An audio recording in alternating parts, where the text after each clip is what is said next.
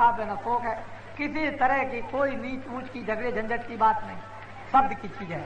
इसी शब्द के लिए महात्माओं ने, कबीर ने, रैदास ने, तुलसीदास ने, मीराबाई ने, नानक जी ने, बहुत से महात्माएं इसी शब्द की इतनी उच्च व्याख्या की और उसी की बोध कराने के लिए उन्होंने अपने अपने समय पर पूरे प्रयास किए। लेकिन वो जमाना दूसरे ढंग, ढांचे, विचार, चलन, चाल, देख से पूजा पाठ, उपासना, समझ के मान मर्यादा इत्यादि का था। लेकिन संतों ने धीरे धीरे धीरे धीरे अपना संस्कार डालते डालते डालते डालते इतनी दूर जा करके उनको छोड़ दिया कि हर एक आदमी को अब वास्तव में नाम, शब्द, आवाज की उपासना बिना किए हुए इस कलयुग में इनका कल्याण जीव का कभी हो ही नहीं सकता है। ये सब संतों और महात्माओं की ही कृपा बराबर चली आ रही और वो उस रास्ते तक पहुंचा देंगे जबकि दुनिया के लोग ये कहने लगेंगे कि वास्तव में संत मत कितना सुगंध इस कलयुग में आया। सरल युग, सरल कर्म युग और सुगम, कि इतना सुगम और सरल इस कलयुग में संतों के नाम शब्द का प्रचार, उसकी साधना में सफलता, अनुभव, सूरत शब्द के साथ जुड़ जाए, ये सब संतों ही की कृपा से सब होता चला आ रहा और अब आगे इसी तरह से होगा। और एक वक्त और एक समय आएगा जबकि भारतवर्ष में लोग सभी संत मत को स्वीकार कर लेंगे। जात पात के विवाद छोटे बड़े ये देख रहे हो, ब्राह्मण, क्षत्रिय, वैश्य, हर कौम के लोग तुम में सम्मिलित हैं, बैठे हुए हैं, कोई किसी को पूछता नहीं। भावना बिल्कुल एकदम किस तरह की हो गई कि हम सब एक ही हैं। हो तुम एक ही, सचमुच एक ही हो, एक देश के हो, एक घर के हो, एक रास्ते के हो, एक आराम के हो, एक आनंद के हो, एक प्रकाश के हो, एक शक्ति के हो, एक पिता के हो। लेकिन यहाँ आकर जब तुम भूल गए तो 12 रास्ते, 12 बाट अलग अलग हो गए। कोई कहता है मैं ये हूँ, कोई कहता है मैं ये हूँ, भिन्न भिन्न से। और ये सब क्यों हुए भूल कर। लेकिन जब समझ आई तो यहाँ सब बैठते हैं। अरे हम तो एक घर के रहने वाले थे, अरे क्या छोटे और क्या बड़े, चलो अपने घर में तुम्हें ये जो सूप बंधा हुआ है अपनी पूंछ में, इसको खोल करके अलग करो और हल्का हो जाए, चलो अपने घर में चल पड़े। साथ के साथ छोटे बड़े लग गए इस काम के लिए, अपना सौभाग्य समझने लगे और अपने जीवन को जो बचा हुआ था उसको धन धन कहने लगे और अब वो लग गए सबके सब। तो मैं तो ये कहूँगा, चाहे वो जंगलों में बड़े बड़े कमराओं में महात्मा गुफाओं में भजन करते हों, ठीक है वो भजन करते हों जैसा लोग कहते हैं, वैसे आजकल के युग में कमराओं में कोई भजन कर नहीं रहा है, केवल कल्पना मात्र की बात है। भजन कोई नहीं कर रहा क्योंकि कलयुग में अन्न में प्राण है और बिना अन्न के वो कंदराओं में बैठ करके भजन नहीं कर सकते, उनको अन्न चाहिए। जब लोहू में, जब हड्डी में, उस समय पर जब प्राण थे तब तो लोग बैठ करके हजारों बरस तक कंदराओं में भजन कर सकते थे, ठीक था। तो वो सतयुग, द्वापर और त्रेता समाप्त हो गया।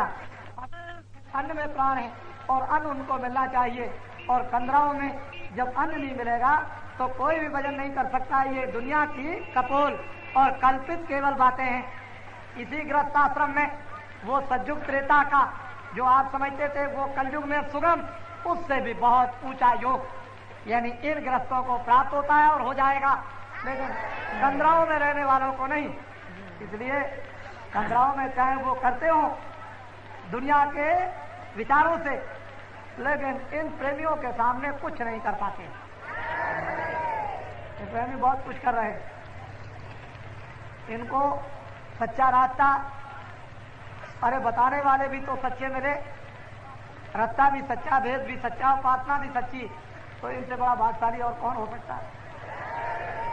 हरिद्वार में महात्माओं ने, आपने देखा 100-100 की टोली, 50-50 की टोली हर वक्त आती रहती थी, कितनी श्रद्धा। वो भी ये कहते थे कि भाई हमको ऐसा सत्संग सुनने को कभी नहीं। मान गए, साधु भी मान गए, क्योंकि वो भी तो आदमी है, अरे वो भी तो जीव है, वो भी तो मन बुद्धि रखते हैं, वो कोई सोना तो नहीं है। हमारी तरह से उनको भी सर्दी गर्मी जाड़ा लगता है, उनको भोजन पानी की जरूरत पड़ती है, तो वो भी तो मनुष्य हैं। अब रह गई कपड़े वाली बात, तो अगर कपड़े से कहीं भगवान सिद्ध हो जाए तो कल हम सब लोग गेरू कपड़ा पहन लें, क्या बात? क्योंकि जब गेरू कपड़े से भगवान सिद्ध हो जाए तो सभी पहनने के लिए तैयार है। न गेरू से सिद्ध होता है, न सफेद से सिद्ध होता, न लाल और काले से सिद्ध होता है। सिद्ध होता है तो आत्माओं के जगाने और पवित्रता, महात्माओं की कृपा से सुगम कलयुग का जो नाम मार्ग उसके मिलने पर होता है। लेकिन वैसे कहें कि वैसे कुछ हो जाएगा तो कुछ नहीं। हाँ, शब्द गुरु और शब्द ही दास, शब्द बिना झूठी सब आस। शब्द का एक रूप छोटा और वो शब्द एक गुरु, वो गुरु का काम और ये शिष्य दास का काम। तो शब्द दास भी बने और शब्द गुरु भी बन जाए। एक शब्द जो है गुरु बनकर ज्ञान देता है, एक शब्द वो है कि जो दास बनकर के सेवा और आज्ञा और भक्ति करता है। सूरज उसी का छोटा रूप, एक कतरा, एक जर्रा, बालुका का कण, वो दास बन गया और वो शब्द एक महान गुरु बन गया, ज्ञान देता है। हम उसकी भक्ति करते हैं, आज्ञा का पालन करते हैं, उसमें मिल जाते हैं, लय हो जाते हैं, लीन हो जाते हैं। तो एक विस्तार कर दिया, दास का भी काम कर रहा है और गुरु का भी काम करता है, ज्ञान का भी काम कर रहा। तो इधर भी शब्द और उधर भी शब्द, सारा खेल नीचे से ऊपर तक आवाज का, शब्द का नाम का। हाँ, शब्द न बिन से काया। खोल का विनाश होता है, जड़ता का विनाश होता है, पर्दे का विनाश होता है, शब्द का विनाश कभी नहीं होता। बादलों के पर्दों का विनाश होता है, सूरज तो दिखाई देता ही, बादल आ गए मालूम हुआ कि सूरज छुप गया, पर्दे हट गए, सूरज अपनी जगह पर है। तो शब्द अपनी जगह पर है, बाकी नाश होता है काया का। चाहे पशु काया हो, चाहे वो पंछी काया हो, चाहे वो पतंगों की काया हो, चाहे वो स्थूलता की काया हो, काया का विनाश हो जाता है, शब्द का कभी विनाश नहीं होता है, सूरज का कभी विनाश नहीं होता है। जब तक सूरज पर्दों में रहती है तब तक इससे उस पर्दे में, उससे उस पर्दे में काया का विनाश होता जाता है। जीवात्मा का विनाश नहीं होता है, लेकिन उस काया में फंस कर जीवात्माओं को तकलीफ होती है, क्योंकि वो जड़ता में फंस गई। उन्हें अपना सुख, अपना आनंद, आराम मिलता नहीं, अपना ज्ञान मिलता नहीं, इसलिए वो बेचैन और तड़पती रहती हैं। तो पर्दों के द्वारा जीवात्माओं को तकलीफ होती है। एक शब्द तकलीफ पाता है और एक शब्द जो आराम पाता है। जो आराम पाता है वो तो है गुरु, जो तकलीफ पाता है वो दास। बोलो। शब्द बिन से खाया, शब्द बिना कछु हाथ न आया। कहते हैं शब्द कभी नहीं बिनसता, बिनसती है काया। अब वो बिना शब्द के कुछ हाथ आने वाला है नहीं। जितनी भी जड़ वस्तुएं जगत में हैं, जब ये सरूर मरुस रूपी काया जिसने दी है वो निकाल करके अलग जीवात्मा को कर देता है, काया जमीन पर पड़ी रह जाती है, काया का विनाश हो गया। लेकिन सूरज का क्या? सूरज को तो कहीं ना कहीं रखना ही है, चाहे उसमें रखना है चाहे उसमें रखना है, उसे तो रखना पड़ेगा। और वो कहीं अगर इस काया से शब्द में मिल गई तो फिर हमेशा के लिए छूट गई, फिर न इसका विनाश न शब्द का विनाश। हाँ, शब्द कहा सब संतन सारा, शब्द बिना कैसे निर्वार। हमारे संतों ने आकर के शब्द को वर्णन किया, जितने भी संत आए, और ये कहा बिना नाम बिना शब्द के जीवों का निस्तार छुटकारा नहीं हो सकता। अब उसकी जरूरत और आवश्यकता कि शब्द को हम पहचान लें, शब्द का रास्ता जान लें, दरवाजा जान लें, तो उसी से निस्तार हो जाएगा। जब भजन करते हो तो इसी निस्तार के लिए करते हो कि शब्द सुनने में आ जाए, हम उसको पकड़ लें, उसको जान लें, उसको पहचान लें, उससे जुड़ जाए, मुझे पकड़ ले। इस तरह से जैसे कि बाप उंगली पकड़ता है, ऐसे ही शब्द हमारी सूरत को पकड़ ले तो हमारा निस्तार छुटकारा हो जाए जन्म और मरण। तो शब्द की जो है वो सब संतों ने महिमा की, व्याख्या की, बताया, सुरतों को जोड़ा, भवसागर से पार किया, और अब भी वही बात आपके सामने है। हाँ। शब्द गहीर शब्द गंभीर, शब्द बिना पद मिले न थीर। नारियों आए जीवात्माओं, शब्द गहर गंभीर, इतना गहरा है कि अथाह, और शब्द ऐसा है कि पहचान भी लो, छोटा से छोटा और बड़े से बड़ा, और बिना शब्द के काम नहीं होगा। इसलिए शब्द की कमाई कर तू मेरे प्यारे मीत, है दोस्त तू शब्द की कमाई मनुष्य रूपी मकान में मरने के पहले गुरु कृपा लेकर आज्ञा का